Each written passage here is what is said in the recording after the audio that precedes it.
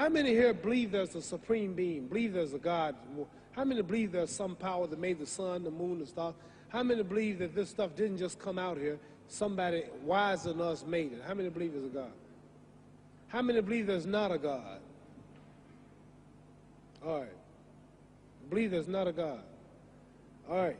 If I told you, you who don't believe in God, if I told you that this glass sprang into existence, this glass made itself, no man made this glass, would you believe it?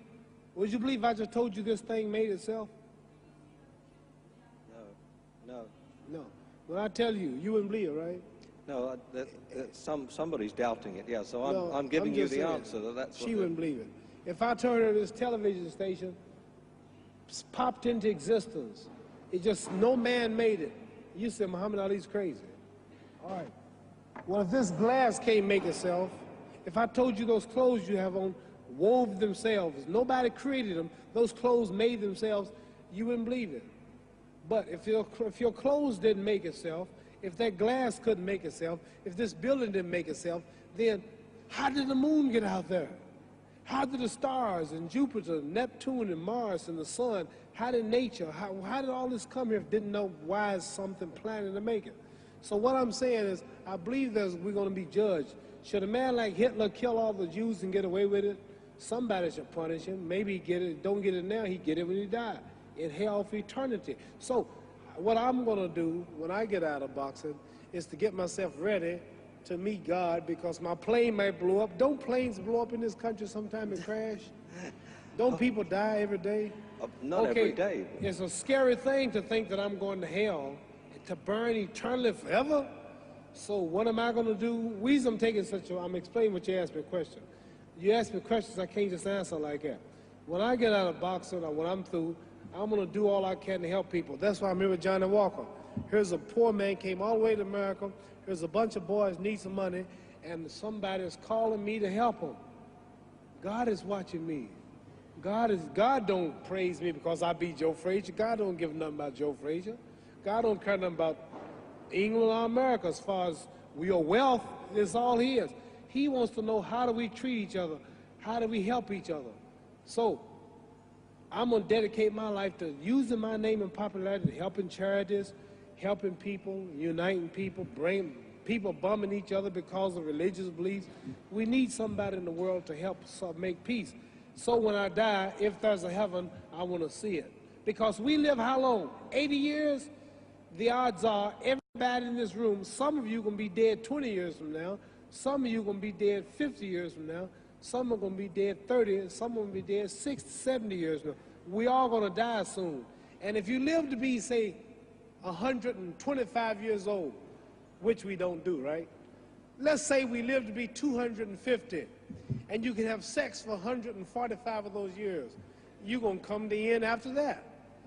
So we don't have but about 80 years on earth. This is a test to see where will we spend our life in heaven and hell.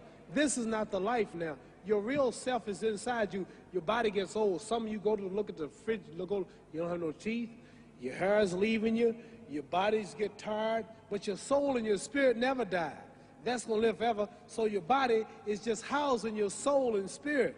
So God is testing us on how we treat each other, how we live, to see where our real home be in heaven.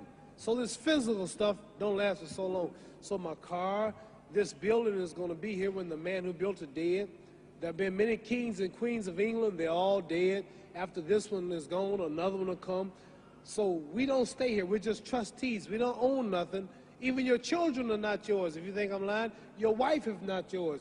You die and come back a year later and go slip in your bedroom and see if your wife is by herself. See, you don't own your wife. You don't own I divorced my wife. You may have read about it. And my 4 children, they call another man daddy now. They don't see me no more. You don't own your children. You don't own your family. So what am I saying? The most important thing about life is what's going to happen when you die.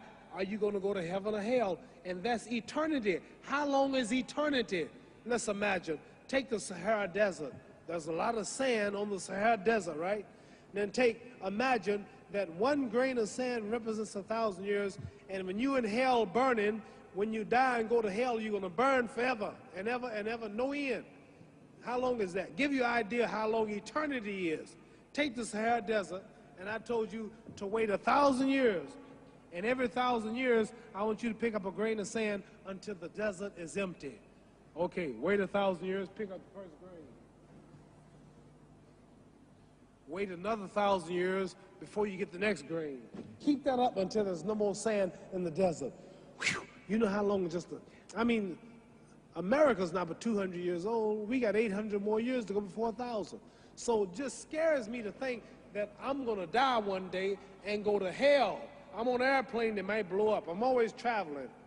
And to go to hell and God is going to judge my soul. The police, I might kill people. I might rob people. The authorities might not catch me.